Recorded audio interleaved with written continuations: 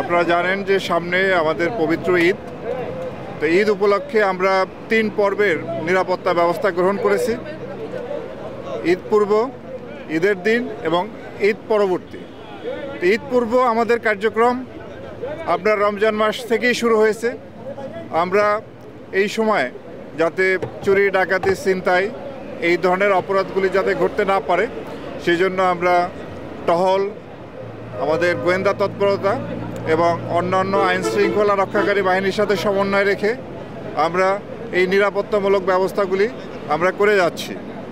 এবং ঈদের সময় যারা ঘরমুখো মানুষ, যারা পরিবার পরিজনের সঙ্গে ঈদ করার জন্য বাড়িতে যাবেন, তারা যাতে নির্বিঘ্নে নিরাপদে বাড়িতে যেতে পারেন সেই জন্য আমরা আপনার মহাসড়কে, নৌপথে, বিভিন্ন বাস টার্মিনাল, আপনার রেলওয়ে স্টেশন, লঞ্চঘাটে নিরাপত্তা ব্যবস্থা জোরদার করেছি।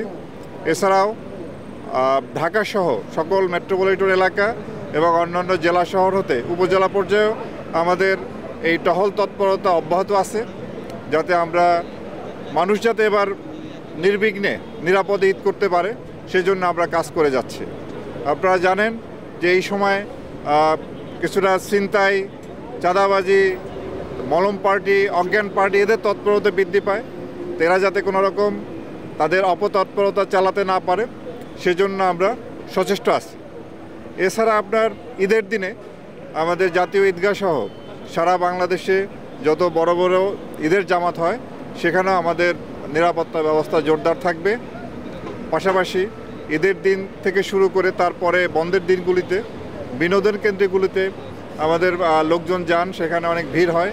তো সেখানেও যাতে তারা নিরাপত্তার সাথে নিরাপদ বোধ করেন এবং তারা যাতে আনন্দ উপভোগ করতে পারেন সেজন্য আমরা কাজ করে যাচ্ছি। আমরা এছাড়া আরও জানি যে ঈদের সময় ঘরমুখী মানুষের মধ্যে একটা বিশাল সংখ্যক মানুষ থাকে নারী এবং শিশু। এছাড়া বিনোদন কেন্দ্রগুলিতেও নারী, শিশু সহ সব ধরনের মানুষের উপস্থিত থাকে। তা আমরা যাতে নারী, শিশু এদের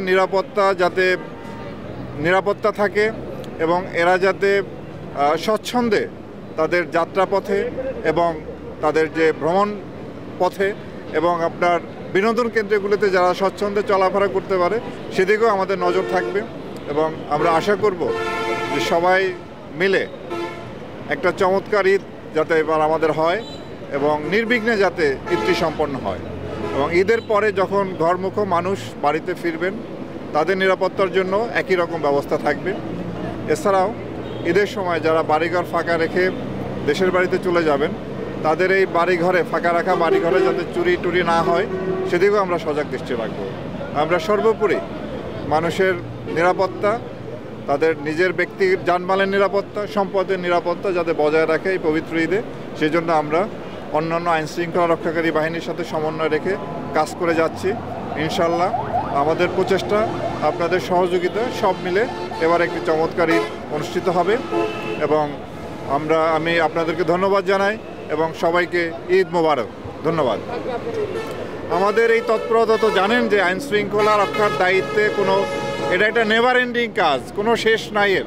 তবে ঈদের সময় এটা জোরদার করা হয় এবং ঈদে যাতে ঘরমুখো মানুষ যখন আবার ফিরে আসবে তখন তাদের যাত্রাটা যাতে নির্বিঘ্ন হয়, তারা যাতে নিরাপত্তার সাথে ফিরে আসে সেই পর্যন্ত আমাদের কাজ চলমান থাকবে।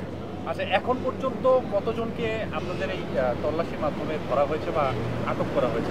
আপনার এই পরিসংখ্যান আমার সামনে নাই, কিন্তু রমজান মাসের শুরু থেকে এই পর্যন্ত বিপুল সংখ্যক চাঁদাবাজ, ছিনতাইকারী, ডাকাত গ্রেপ্তার হয়েছে এবং যার জন্য আপনারা দেখতে পাচ্ছেন যে এখন মোটামুটি এই ধরনের অপরাধ একটা সহনীয় মাত্রায় চলে আসছে।